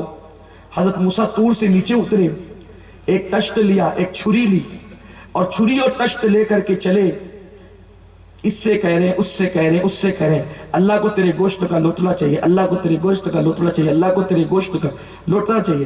لوگوں نے کہا اللہ تو بے نیاز ہے موسیٰ، وہ کیسے مانگے گا؟ کسی نے کچھ کہا، کسی نے کچھ کہا، کسی نے کچھ کہا۔ جب مایوس ہو کر سوچا کہ چلو اللہ سے کہہ دیتے ہیں کہ اللہ کوئی دے نہیں رہا ہے، جب مایوس ہو کر کے لوٹے طور کی طرف، تو طور کے جنگل میں وہی دیوانہ دکھا جس کی دعا سے وہ بچے پیدا ہوئے تھے۔ سوچا کوئی نہیں دیتا، یہ پاگل کوئی کہہ دوں۔ اس سے کہا سن سن، اب بات کیا ہے موسیٰ؟ کہا اللہ جو ہے نا اپنے کسی بندے کے گوشت کا لوٹھنا مانگتا ہے، تو دے گا؟ اس نے کہا بات کیا ہے؟ ارے جس میں اس قابل کا ہے کہ اس کی بارگاہ میں پیش ہو، اگر جائے تو پھر یہ تو مقدر کی معراج ہے۔ اٹھائی چھری، سینے کا کاٹا تشت میں رکھا۔ حضرت موسیٰ خوش ہو گئے کہ اللہ کی بارگاہ میں نا کا جواب لے جانے سے اچھا ہے کہ کام ہو گیا، لیکن آپ اسی پہ خوش ہو رہے تھے، حیرت ہوئی۔ اس نے کہا رکیے، پھر اس کے بعد ہاتھ کا کاٹا وہ بھی ڈالا، دوسرے ہاتھ کا کاٹا وہ بھی ڈالا، اور پورا تشت بھر دیا، اور تشت بھر کے جھوم کر کے کہتا ہے وجد میں موسیٰ اس سے کہنا کہ اس نے تو بس اتنا کہا تھا کہ گوشت کا لوتھڑا چاہیے، لیکن یہ وضاحت نہیں کی تھی کہ کہاں کا چاہیے، تو سو مجھے جہاں جہاں کا پسند تھا میں نے دے دیا، اب اس سے پوچھ کر آنا اگر یہ پسند نہ آئے تو وہ چاہتا کہاں کا ہے، اگر کہے گا دل بھی اس کی راہ میں قربان ہو جائے۔ اور پھر بات کیا ہے؟ حق تو یہ ہے کہ حق ادا نہ ہوا۔ حضرت موسیٰ کو حیرت ہوئی، تھوڑا سا لوتھڑا کسی نے نہیں دیا، مسجد کے، دین کے، مذہب کے نام لیواؤں نے کہا اس کو کیا ضرورت ہے گوشت کی، وہ بے نیاز ہے، لیکن یہ پاگل اتنا ہوشیار نکلا کہ تھوڑا نہیں دیا، کاٹ کر پورا تشت بھر دیا، اور ابھی کہتا ہے کتنی دانائی کی بات کی اس نے کہ وضاحت نہیں ہے کہاں کا چاہیے، اور اگر وضاحت کر دینا تو جہاں کا مانگے گا دے دیں گے۔ حضرت موسیٰ لے کر کے آئے، خوشی خوشی تھے کہ اللہ کی بارگاہ میں نہ کہنے کا موقع نہیں مل رہا ہے۔ مولا یہ گوشت لایا ہوں، ارشاد ہوا ذرا داستان بھی تو سنا کیا گزری، اتنی تاخیر کیوں ہوئی گوشت لانے میں؟ عرض کی مولا پوری قوم کے پاس گیا، جن کو بڑا دیندار سمجھتا تھا انہوں نے تو کہا کہ وہ تو بے نیاز ہے، اسے گوشت کی ضرورت کیا ہے۔ پھر کہا کیا ہوا؟ مولا مایوس ہو کے لوٹ رہا تھا جب کسی نے نہیں دیا، ایک پاگل ملا، اس کو کہا حیرت ہوئی، پورا تشت بھر دیا، ایک لوتڑا نہیں پورا تشت بھر دیا، اور کہا کہ اس نے وضاحت نہیں کی ہے کہ کون سا چاہیے، ورنہ وہ بھی رکھ دیتے، لیکن پوچھ لینا موسیٰ کون سا چاہیے۔ ارشاد ہوا موسیٰ اتنا پریشان ہونے کی ضرورت کیوں تھی؟ موسیٰ اتنا پریشان ہونے کی ضرورت کیوں تھی؟ ہم نے یہ تھوڑی کہا تھا کہ تیری قوم کے گوشت کا لوتھڑا چاہیے، ہم نے تو یہ کہا تھا اپنے کسی بندے کے گوشت کا حصہ چاہیے، تو کیا تو میرا بندہ نہ تھا؟ تجھے طور چھوڑ کر جانے کی ضرورت کیا تھی؟ کیا تو میرا بندہ نہ تھا؟ تو نے کاٹ کے کیوں نہ رکھا؟ تو نے کاٹ کے کیوں نہ رکھا؟ اب پتا چلا وہ کون ہے جس نے تشت بھرا ہے نا، وہ وہی ہے جس کی دعا سے ہم نے اس کو اولاد عطا کی ہے۔ تم اس طرح پیار کرتے ہو، وہ اس طرح کرتے ہیں، تو جو جس طرح کرتے ہیں ان کی جھولی بھی اسی طرح بھرتے ہیں، جو ہماری راہ میں جس انداز سے دیتے ہیں۔ یہ نہیں کہ کوئی غیر نبی سے بڑھ کر اللہ سے پیار کرے، ہو ہی نہیں سکتا، لیکن یہ عظمت ولایت بتانا ہے، تو تم جس طرح دیتے ہو پھر اس طرح سے اسی طرح سے ملتا ہے، جس طرح پیار کرتے ویسے پیار کیا جاتا ہے۔ اب لوگ کہتے ہیں گوشت پاک ٹھوکر مارتے تھے تو مردے زندہ ہو جاتے تھے، اور ہم کسی کو ٹھوکر لگا دے تو اپنا پیر زخمی ہو جائے، یہ بات تو ہے نا، اس لیے کہ گوشت پاک ٹھوکر مارتے تھے تو زندہ ہوتے تھے مردے، وہ یوں تھوڑی ہے۔ پھر وہاں پیار بھی ہے نا کہ 36 سال تک جنگلوں میں عبادت بھی کرتے ہیں، ایک سال تک کے بھوکے بھی رہتے، فرماتے ایک سال میں نے صرف کھایا، درخت کی پتیاں کچھ پیا نہیں، ایک سال تک صرف پانی پیا کچھ کھایا نہیں، اور ایک سال ایسا گزرا نہ کچھ کھایا نہ کچھ پیا۔ اس سال اس شان سے زندگی گزرتی ہے اس کے لیے، پھر اللہ مقام محبوبیت عطا کرتا ہے، اور جب مقام محبوبیت ملتے ہے تو پھر کیا شان ہوتی ہے؟ قربان جائیں، جو ان کے قریب ہو جاتا ہے ان کا ایمان بھی محفوظ ہو جاتا ہے، ان کی بگڑیاں بھی بن جاتی ہے۔ تو غوث پاک نے کہا اللہ اس کو ایک بیٹا دے، ارشاد ہوا اس کی تقدیر میں نہیں، اس کی تقدیر میں نہیں۔ غوث پاک نے اس عورت سے کہہ دیا کہ تیری تقدیر میں بیٹا نہیں ہے، چونکہ دیکھو مانگنے کے بھی ڈھنگ چاہیے، مانگنے کے بھی ڈھنگ چاہیے۔ لوگ ولیوں کے آستانے پہ جاتے ہیں، الحمدللہ رب العالمین الرحمن الرحیم قل هو اللہ احد اللہ الصمد۔ خادم کیا کر رہا ہے یہ دیکھتے ہیں، مجاور کیا کر رہا ہے یہ۔ ارے تو بارگاہ میں حاضری کے لیے گیا کہ خادموں کے عیب دیکھنے گیا، مجاوروں کے عیب دیکھنے گیا؟ آدمی کو چاہیے آم کھائے پیڑ نہ گنا کرے۔ تو گیا تھا غریب نواز کی بارگاہ میں، تو گیا تھا غوث پاک کی بارگاہ میں، تو گیا تھا مخدوم اشرف کی بارگاہ میں، تو گیا تھا محبوب الہی کی بارگاہ میں، تو گیا تھا وارث دیوا کی بارگاہ میں، اور تو مزار کے نقش نگار ہی دیکھتا رہا، یا وہاں کیا ہو رہا ہے تو وہی دیکھتا رہا۔ تو تجھے ملنا کیا ہے؟ ملنا تو ان کو ہے جو کاسہ گدائی شان سے لے کر جاتے ہیں، جب تک لوں گا نہیں ہٹوں گا نہیں۔ تو جب مانگنے کے یہ انداز آتے ہیں تو پھر ان کو دینے کے بھی انداز آتے ہیں۔ لیکن کوئی مانگنے والا، آپ جانتے ہیں، آپ کو خود ایسا اتفاق پڑتا ہوگا، ہم لوگوں کو ہی پڑتا ہے، کوئی فقیر ہوتا ہے مانگنے والا، اپنے سے مانگتا ہے اللہ کے نام پہ دینا، تو ہم گزر جاتے ہیں۔ لیکن کوئی کہتا ہے نا وہ دینا بابا، وہ دینا دینا، ہے نا، ایسا ہوتا ہے نا، ایسا جسم کو ٹوتا ہے۔ کبھی دامن پکڑا تھا، اللہ تیری شادی کرا دے۔ اجمیر شریف جاتے ہیں تو لوگ شادی کے بعد بھی، چونکہ فقیر کو پتا تو ہوتا نہیں ہے، تو کہتا اللہ تیری شادی کرا دے۔ مڑ کے کہتے ہیں دعا دے رہا ہے کہ بد دعا دے رہا ہے؟ لیکن اس کو تو چونکہ مانگنا بھیک ہے نا، اس کو تو مانگنا بھیک ہے، تو وہ مانگتے ہی رہتا ہے۔ کچھ لوگ دوڑتے ہوئے آتے ہیں تو کوئی کنجوس سے کنجوس بھی سوچتا ہے یار چلو ابھی دے دو، تو نکال کر دیتا ہی ہے۔ آپ ایک نارمل فقیر کو نہیں دیا آپ نے، لیکن جو ڈھیٹ فقیر تھا اس کو دیا آپ نے۔ اور ڈھیٹ فقیر تو جیسے کنجوس سے جب لے سکتا ہے، ڈھیٹ فقیر مانگنے پہ جب اڑ جائے تو اپنے جیسا کنجوس بھی دے دیتا ہے۔ اگر بندہ اڑ جائے تو پھر خدا کیوں نہیں دیتا؟ بندہ اڑ جائے تو پھر اولیاء کیوں نہیں دیتے؟ لیکن کوئی اڑنا تو سیکھے، وہاں کوئی ناز بندگی تو سیکھے۔ آپ نے فرمایا کہ تیری قسمت میں نہیں ہے۔ اس عورت نے کہا میری قسمت میں ہوتی تو پھر آپ کے پاس کیوں آتی؟ اگر میری تقدیر میں ہوتا تو آپ کے پاس آنا کیوں تھا؟ آئی اس لیے کہ میری تقدیر میں نہیں ہے، اس لیے آپ کے پاس آئی ہوں۔ ادھر سے غلامی کا انداز بولا، ادھر سے غوث پاک نے کہا دے نا مولا اس کو ایک۔ ارشاد ہوا اس کی تقدیر میں نہیں ہے نا عبد القادر کا، آپ دو دے۔ کہا ایک نہیں ہے تو دو کی بات کرتا ہے، کہا تین دے۔ ایک نہیں ہے تو تین کی بات کرتا ہے، کہا چار دے۔ یہ کوئی کہانی قصہ نہیں ہے، یہ آقاؤں کی شان ہے۔ اس طرح کہتے کہتے 11 پہ پہنچے، اور جب آواز آئی کہ ایک نہیں تو 11 کی بات کرتا ہے عبد القادر، تو کہا کہ جب دینا نہ تھا تو اپنا محبوب کیوں بنایا؟ محبوب بنا کے مخلوق کے سامنے رسوا کرتا ہے، یہ تیری شان تو نہیں ہے نا۔ ارشاد ہوا عبد القادر جا عطا کیا، جا عطا کیا۔ حضور غوث العظم دستگیر، بس اپنی گفتگو سمیٹ لوں۔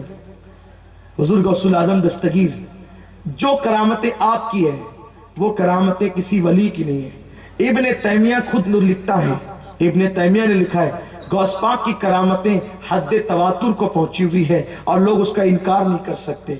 ایسی کرامتیں کہ تصور نہیں کیا جا سکتا۔ ایک مرتبہ آپ ایک بستی میں گئے، دیکھا کہ ہوٹل ہے، ہوٹل پر ابلے ہوئے انڈے بک رہے ہیں، ہوٹل پر ابلے ہوئے انڈے بک رہے ہیں۔ غوث پاک بیٹھے اور بیٹھنے کے بعد سوچا کہ اگر یہ انڈے ابلے ہوئے نہیں ہوتے تو اس سے چوزے کتنے خوبصورت نکلتے ہیں۔ جب انڈے اتنے خوبصورت ہیں تو چوزے کتنے خوبصورت نکلیں گے۔ مرغی کے بچے، چوزا اس کو کہتے ہیں، کتنا خوبصورت ہے۔ تو بس اتنا کہنا تھا کہ ابلے ہوئے انڈوں سے چوزے نکلنے لگے۔ یہ غوث العظم دستگیر کی شان ہے، میرے غوث کا مقام ہے۔ اور ایک مرتبہ آپ دریا پر گئے، دیکھا دریا کی سیر کر رہے ہیں، ایک بڑھیا جو ہے وہ مٹکی لے کر کے آئی اور اپنی ٹھلیاں رکھ کر کے دوپٹے سے آنسو پوچھنے لگی۔ یہ جو اللہ والے ہوتے ہیں نا، یہ سب کچھ دیکھ سکتے ہیں لیکن کسی کا غم نہیں دیکھ سکتے۔ تو غوث پاک نے خادم سے کہا اس سے پوچھ وہ کیوں روتی ہے۔ رونا اس کا کیوں ہے؟ اسی لیے ولیوں کے یہاں جا کے رویا کرو. ان لوگوں کو رونا دیکھا نہیں جاتا. جتنا گڑ گڑاؤ گے نا روتے, اتنی جلدی بگڑی بنے گی. کیوں؟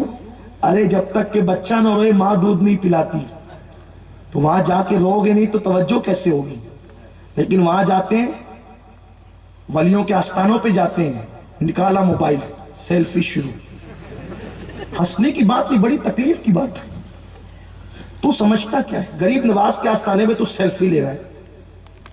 ٹھیک ہے, اگر آپ یادگار اپنے سفر کو بنانا چاہتے تو بات الگ ہے, لیکن آپ ہر جگہ تو پکنک پوائنٹ سمجھتے.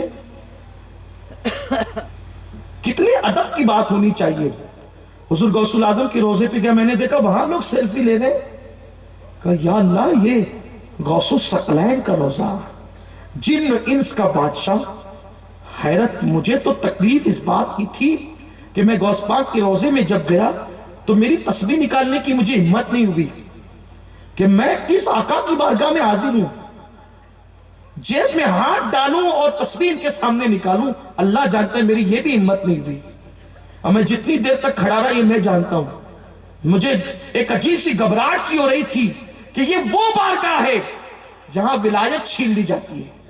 یہ وہ بارگاہ ہے, ذرا سی بے ادبی ہو تو کندھوں پر سور کے قدم آ جاتے ہیں. یہ وہ بارگاہ ہے جہاں سے نظر پھر جائے ایمان سلب ہو جاتا ہے. یہ کوئی معمولی بارگاہ تو نہیں ہے. آج بھی اگر کوئی ولی بغداد جائے, اس پر لازم ہے وہ غوث پاک کی بارگاہ میں حاضری لگائے. اگر بلا عذر شرعی وہ غوث پاک کی بارگاہ میں حاضری نہیں لگاتا تو آج بھی غوث پاک اس کی ولایت کو چھین لیتے.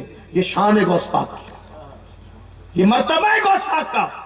لوگ وہاں بھی سیلفی لے رہے ہیں. یعنی توجہ مزار کی طرف نہیں ہے, فوٹو کی طرف ہے. اس طرح مجمع میں بھی ہوتا ہے, تقریر ہو رہی ہے, لوگ لے کے بیٹھی ہیں, جبکہ بیان ریکارڈ ہو رہا ہے, آپ کو بعد میں مل سکتا ہے, لیکن وہ لے کے بیٹھی ہوں گے. صلاۃ و سلام ہو رہا ہے, وہ فوٹو لیتے ہی رہیں گے. ہم لوگ بھی سوچتے ہیں کہ چلو بیچارے جو کس کو کیا ڈانٹے, کس کو کیا کہیں, لیکن حد ہو گئی. صلاۃ و سلام میں ادب کے ساتھ کھڑے رہنا چاہیے تھا, تو وہ ادب ہی گیا. مسجدوں کے اندر سیلفی چلنے لگی. امام جمعہ کا خطبہ پڑھ رہا ہوتا ہے, لوگ اس کے خطبے کی بھی تصویر لیتے. کیا ہو گیا, کہاں ہے؟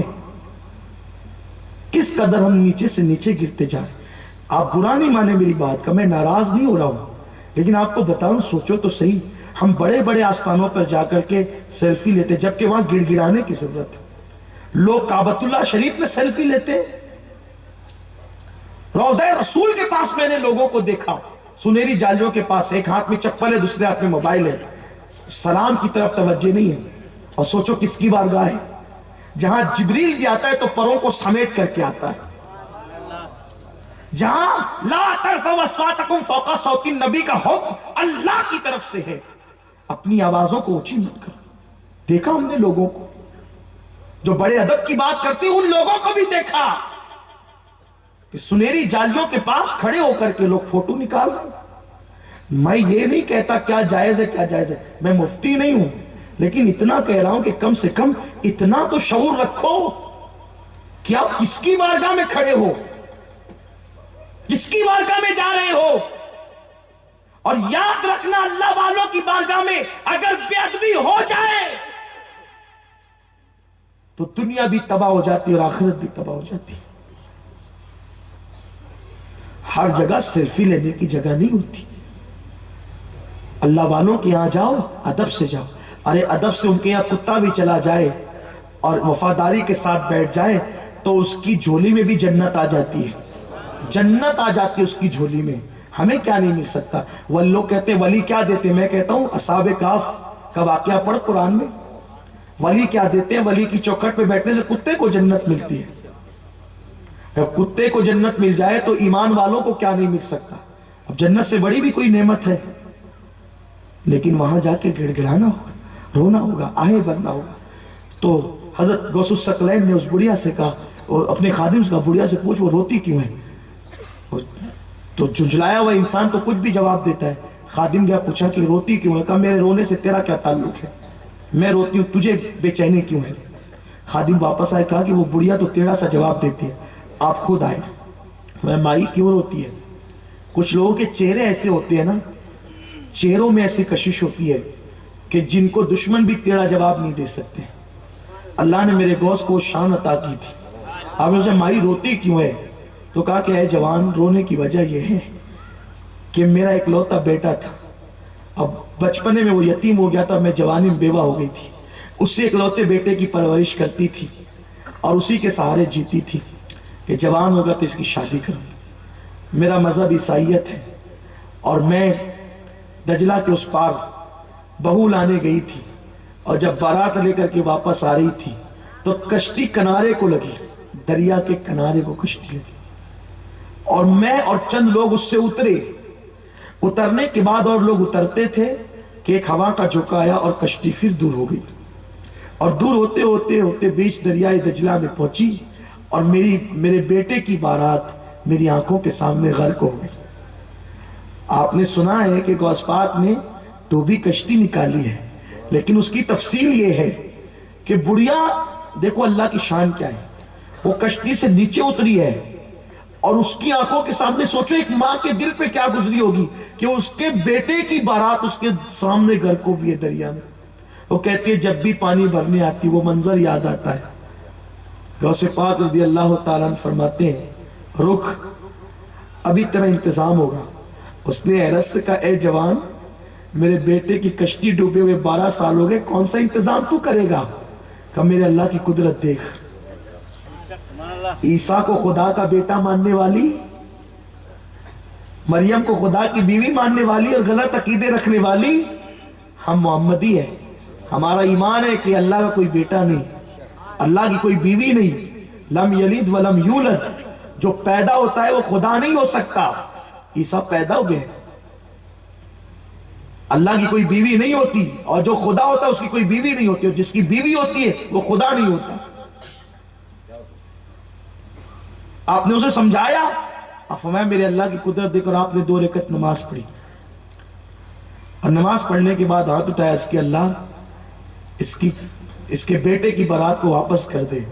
ندائے عبد القادر، اس کو 12 سال بیتے ہیں. اس کشتی کے سواروں کو جن مچھلیوں نے کھایا، ان مچھلیوں کو لوگوں نے کھایا، اور لوگ کھا کر کے اس کو ہضم کر دیے، وہ فضلات بن گئے. فضلات کو زمین کے جانوروں نے کھایا، اور زمین کے جانوروں نے جو فضلات کھایا وہ مٹی میں مل گئے. کہاں کی خاک کہاں پہنچی؟ جن کو انسانوں کو مچھلیوں نے کھایا، مچھلیوں کو انسانوں نے کھایا، انسان کھا کر کے جو فضلات خارج کیے ان کو کیڑوں نے کھایا، اور کیڑے کو مٹی نے کھا لیا. کہاں گئے انسان؟ سرکار غوث پاک نے کہا مجھے محبوب جو بنایا ہے، مجھے محبوب جو بنایا ہے، میں نے دعویٰ کیا اس کے سامنے میرے اللہ کی شان دیکھ، مجھے رسوا نہ کرنا. ارشاد ہوا عبد القادر یہ کیسے ہو سکتا ہے کہ وہ کہاں سے کہاں پہنچے اور تو کہتا ہے واپس کر دے؟ روایتوں میں آتا ہے غوث پاک نے اپنا جبہ اتارا، اپنا جبہ جو پہنے تھے اس کو اتارا، اور اتار کر کے آپ نے فرمایا اگر وہ کشتی ڈوبی ہوئی واپس نہیں آئی، عبد القادر تیری قسم کھا کے کہتا ہے کہ زندگی بھر کبھی پھر میں کپڑا نہیں پہنوں گا. اوپر کا جبہ فرمایا میں نہیں پہنوں گا. اللہ اکبر. ارشاد ہوا عبد القادر پہن لے، تجھے میری قسم ہے. اور اب دیکھ میری قدرت کا کرشمہ. آپ نے وہ جبہ ہاتھ میں لیا، پہنا نہیں، فرمایا جب تک وہ کشتی واپس نہیں ہوگی میں کپڑے نہیں پہنوں گا. اور آپ نے ہاتھ میں جبہ لیا اور اس کے بعد بڑھیا سے کہا دیکھ میرے اللہ کی قدرت کو. اور اس نے دیکھا کہ جہاں وہ کشتی ڈوبی تھی، جہاں وہ کشتی ڈوبی تھی وہیں سے وہ کشتی نکلی اور کنارے کو آئی، اور جیسے گاتی بجاتی وہ کشتی ڈوبی تھی اسی شان کے ساتھ وہ کنارے کو لگی. اور جب وہ نیچے کو اترا تو بڑھیا نے اپنا بیٹا دیکھا، اور یہ منظر دیکھ کر کے تنہا اس مقام پر 500 سے زائد لوگوں نے اسلام قبول کیا. سرکار غوث پاک نے کہا اللہ مجھے 3 بار یہ باتیں کہنی پڑی، 3 بار کے بعد پھر تو نے کہا میری قدرت کا کرشمہ دیکھ. فرمایا عبد القادر ہم جانتے ہیں کہ تو نے کہا تھا تو وہ ہونا ہی ہے. تو دراصل 3 بار اس لیے بات دہرائی گئی، جب تو نے پہلی بار کہا تو جو زمین کے اندر وہ کیڑے مل چکے تھے، ہم نے اس کیڑوں سے ان کو نکالا. زمین سے کیڑے جو مل چکے تھے، پہلی بار جب نہ کہا تو اس وقت اس کو نکالا، دوسری مرتبہ پھر ہم نے مچھلیوں کے پیٹ سے ان کو نکالا، اور تیسری مرتبہ ہم نے ان کو اجسام کا جامہ پہنا کر نئی زندگی عطا کر دی. آپ غور فرمائیں، حضور غوث الاعظم دستگیر کی یہ کرامت، اس شان کی کرامت کسی کی نہیں. ڈوبتی ہوئی کشتیاں ترائی گئی ہے، اولیاء نے ترایا ہے، لیکن ڈوبی ہوئی کشتی 12 برس کی. اسی لیے ہمارے مرشد، دادا مرشد حضور مفتی اعظم فرماتے ہیں، جو ڈوبی تھی کشتی وہ دم میں نکالی. جو ڈوبی تھی کشتی وہ دم میں نکالی. تجھے ایسی قدرت ملی غوث اعظم. اب آپ بتائیں، سرکار غوث الاعظم کو جب اللہ نے یہ طاقت دی ہے، اگر ہم ان کے دامن سے وابستہ رہے تو انشاءاللہ اپنا خاتمہ ایمان پر بھی ہوگا. مشکلیں آسان بھی ہوگی، تکلیفیں دور بھی ہوگی، لیکن جاتے جاتے بس اتنا کہوں گا، وابستہ ہونے کی ضرورت ہے. غوث کا دامن نہیں چھوڑیں گے، ایسے غوث کا دامن نہیں چھوڑیں گے. پہلے پکڑ لے، پہلے پکڑو. جس کے ہاتھ میں نماز کا دامن نہیں، اس کے ہاتھ میں غوث پاک کا دامن کیسے ہوگا؟ جس کے ہاتھ میں نیکی کا دامن نہیں، اس کے ہاتھ میں غوث پاک کا دامن کیسے ہوگا؟ غوث پاک کا دامن پکڑنا ہے، پہلے نمازی بنو، مسجدوں کو آباد کرو، ورنہ تمہارے خلاف غوث پاک کا فتویٰ ہے. غوث پاک کہتے ہیں، جس نے ایک وقت کی نماز جان بوجھ کر چھوڑی وہ کافر ہو گیا. آپ کہتے ہیں نا، وہ فلاں مفتی صاحب نے فلاں پہ فتویٰ دیا ہے کفر کا، اس لیے ہم اس کے پیچھے نماز نہیں پڑھیں گے، اس سے مصافحہ نہیں کریں گے. بہت اچھی بات ہے، فتووں کا احترام کیا کریں، لیکن فلاں کے خلاف تو مفتی کا فتویٰ ہے، بے نمازیوں تمہارے خلاف غوث الاعظم کا فتویٰ ہے. آپ بتائیں، سب کے فتووں کی فکر کرتے ہو، غوث پاک کے فتووں کی فکر نہیں کرتے؟ نماز چھوڑتے ہو اور اس کے بعد کہتے ہو کہ فلاں پہ فلاں کا فتویٰ ہے، تجھ پہ کیا فتویٰ ہے غوث پاک؟ اس لیے توبہ کرو، ایمان والے بنو. غوث پاک کا دامن پکڑنے کے لیے نماز کا دامن ضروری ہے، ورنہ سن لو، غوث پاک کہتے ہیں بے نمازی مر جائے اسے مسلمانوں کے قبرستان میں دفن مت کرو. جب غوث پاک بے نمازیوں کو مسلمانوں کے قبرستان میں دیکھنا پسند نہیں کرتے تو بے نمازیوں کو اپنے سلسلے میں دیکھنا کیسے پسند کریں گے؟ غوث پاک کہتے ہیں میرے مرید وہ ہے. اب دیکھو، غوث پاک خود کہہ رہے ہیں میرے مرید وہ ہے. کون ہے غوث پاک کے مرید؟ غوث پاک کہتے ہیں میرے مرید وہ ہے جو سخت گرمیوں میں روزہ رکھتے ہیں. غوث پاک کہہ رہے ہیں میرے مرید وہ ہے جو سخت گرمیوں میں روزہ رکھتے ہیں. میرے مرید وہ ہیں جو راتوں کو سوتے نہیں ہیں، اللہ کے خوف سے روتے ہیں. فرماتے میرے مرید وہ ہے جب نماز کا وقت آ جاتا ہے تو وہ دنیا سے ایسے تعلق کو توڑ لیتے ہیں. نماز کا جب وقت آتا ہے وہ دنیا سے تعلق کو ایسے توڑ لیتے ہیں جیسے کبھی دنیا سے ان کا کوئی تعلق ہی نہ رہا ہو. یہ 3 نشانیاں غوث پاک نے اپنے مریدوں کی بیان فرمائی. بتائیے یہ 3 نشانیاں ہمارے اندر ہیں؟ ارے نفل روزے گرمیوں میں رکھنا دور کی بات ہے، رمضان شریف آتا ہے تو لوگ کہتے ہیں او اس سال کا رمضان مئی اور جون میں آئے گا، کیسے روزہ رکھیں گے؟ غوث پاک کہتے ہیں میرے مرید شان والے ہیں، وہ گرمیوں میں روزہ رکھتے ہیں، انہیں پیاس کی پرواہ نہیں ہے، انہیں اللہ کی محبت کے جام پینا ہے. سردیوں میں 6-8 گھنٹے کا روزہ تو کوئی بھی رکھ لیتا ہے، لیکن گرمیوں میں روزہ رکھنا یہ قادریوں کی شان ہے. اور جو روزے میں جتنا پیاسا ہوگا اللہ اس کو اپنے دیدار کا شربت اتنا زیادہ پلائے گا. اور فرماتے میرے مرید راتوں کو سوتے نہیں بلکہ روتے ہیں. میرے بھائیوں بتاؤ، ہم تو سو جائیں تو اللہ کا شکر، سو جائیں تو اللہ کا شکر، ہم سوتے نہیں ہیں. ایک ہے رونے سے کم درجہ ہے سونے کا، رونے سے کم درجہ ہے سونے کا، اور سونے سے بدتر درجہ کس کا ہے؟ ہم تو جاگ کر راتوں کو گناہ کرتے رہتے ہیں. اب تو ایسے موبائل نکل گئے کہ لوگوں نے انٹرنیٹ کو فری کر دیا، اور فری کر کے کتنا بڑا ظلم کیا. اگر لوگوں نے انٹرنیٹ فری کیا تھا تو مسلمان کیا کرتے؟ اس پہ علماء کے بیانات سننے چاہیے تھا، نعتیں سننا چاہیے تھا، تلاوت سننا چاہیے تھا، لیکن اصل میں ہندوستان پر یہود و نصارہ کی بڑی نظر ہے، خاص طور پہ اسرائیل کی، اور ہمارا ملک ہندوستان سپر پاور ملک بننے جا رہا تھا۔ بڑے بڑے ماہروں نے کہا تھا کہ ہندوستان عنقریب تجارتی اور معاشی طور پہ سپر پاور بن جائے گا، لیکن بس اسرائیل کس کو دیکھ سکتا ہے، امریکہ کس کو دیکھ سکتا ہے سپر پاور بنتا ہوا؟ تو انہوں نے کیا کیا کہ ہندوستان میں جوانوں کی تعداد 60% ہے۔ کتنے پرسنٹ؟ 60%۔ سب سے زیادہ جوان کس ملک میں اس وقت؟ ہندوستان میں۔ اسی لیے ہندوستان ترقی کر رہا ہے، اور ترقی کر رہا ہے تو اس ملک کی ترقی روکنے کے لیے ہندوستان کے جوانوں کو عیاشی میں مبتلا کر دو، تو انٹرنیٹ، فیس بک، سوشل میڈیا، یہ سب شراب اور زنا کی طرف لے جاتے ہیں۔ اب کوئی مسلم ہو یا غیر مسلم ہو، مسلمان بھی ہندوستان کا حصہ ہے، غیر مسلم بھی ہندوستان کا حصہ ہے، تو پھر جب ہندوستان کے جوان شراب پیئیں گے، زنا کریں گے، تو بتاؤ کیا وہ تعلیم میں ترقی کریں گے؟ کیا وہ تجارت میں ترقی کریں گے؟ نتیجہ یہ ہوا کہ اسرائیلی مشن کے لوگوں نے پھر ہندوستان کے جوانوں کو عیاشی کی طرف لے جانے کی کوشش کی، اور اب خاص طور پہ انٹرنیٹ فری ہونے سے جو نوجوان فیس بک جانتے بھی نہیں تھے، انہوں نے بھی فیس بک کے اکاؤنٹ بنا لیے۔ اب اگر کوئی فیس بک پر چلو کوئی گناہ کا کام نہیں کرتا، لیکن اگر کوئی فیس بک کھولے نا، صرف کھولے ایک بار، 1-2 گھنٹہ تو یوں ہی گیا اس کا، صرف دوستوں کی تصویریں چیک کرنے میں 2-2 3-3 گھنٹے چلے جاتے ہیں۔ تو اب بتاؤ کہ جب 2-2 3-3 گھنٹے اس میں آدمی جائے گا تو وہ تجارت کب کرے گا؟ اگر کوئی مسلمان نہیں ہے، چلو اس کو تو عبادت نہیں کرنا غیر مسلم کو، لیکن وہ تجارت تو کر سکتا ہے، وہ تعلیم کے حوالے سے اسٹڈی تو کر سکتا ہے۔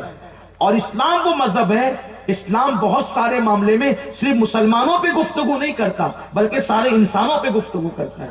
اسلام ہر انسان کی ترقی دیکھنا چاہتا ہے۔ ہم ہندوستان کے صاحب عقل اور دانشوروں سے کہتے ہیں کہ ہمیں مشترکہ طور پر یہ کوشش کرنی چاہیے کہ ہندوستان سے ہم فیس بک اور سوشل میڈیا کی لعنت کو کم سے کم کرنے کی کوشش کریں۔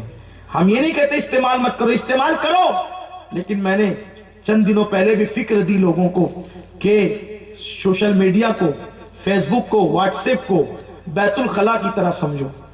جیسے بیت الخلاء میں انسان اپنی ضرورت کے مطابق بیٹھتا ہے، اور جب ضرورت ختم ہو جاتی ہے تو کوئی اس میں اور بیٹھنا چاہے گا؟ نہیں بیٹھنا چاہے گا، نکل جاتا ہے۔ تو ایسے ہی واٹس ایپ کو اور فیس بک کو بھی ضرورت کے مطابق استعمال کرو۔ کاروباری ضرورت ہے، معاشی ضرورت ہے، جو اہم دوست ہیں ان سے کوئی ضروری بات کرنا ہے، اس کے لیے لوگ تو رات و دن اس میں لگے رہتے ہیں، رات و دن اس پہ گھسے رہتے ہیں، بلکہ تقریروں میں بیٹھتے تو بھی انگلی چلتی رہتی ہے۔ یہ حال ہو گیا۔ اور صرف دنیا دار کہلانے والے نہیں، میرے جیسے دیندار جن کو آپ غلطی سے کہہ دیتے ہیں، وہ لوگ بھی اسی میں ڈوبے ہوئے۔ اللہ تعالیٰ آپ کے حسن ظن کی لاج رکھے اور ہم کو کامل مومن بنائے۔ یہ سولیہ میں دیکھ کے آپ ہم لوگ کو دیندار کہتے ہو، دینداری کپڑوں کا نام نہیں ہے، دینداری دل کی دینداری، التقویٰ ہاں ہونا۔ آپ جانتے ہیں ہمارے اسلاف وقت کی کتنی قدر کرتے تھے۔ ایک بزرگ آٹا پانی میں گھول کے پیتے ہیں، لوگوں نے کہا اگر آٹے کی روٹی بنا کے کھائیں تو لذت زیادہ ملے۔ فرمایا جتنی دیر میں روٹی بناؤں گا اور چبا کے کھاؤں گا، اتنی دیر میں پتہ نہیں کتنی رکعتیں نماز پڑھ لوں گا۔ یہ بزرگوں کی فکر تھی۔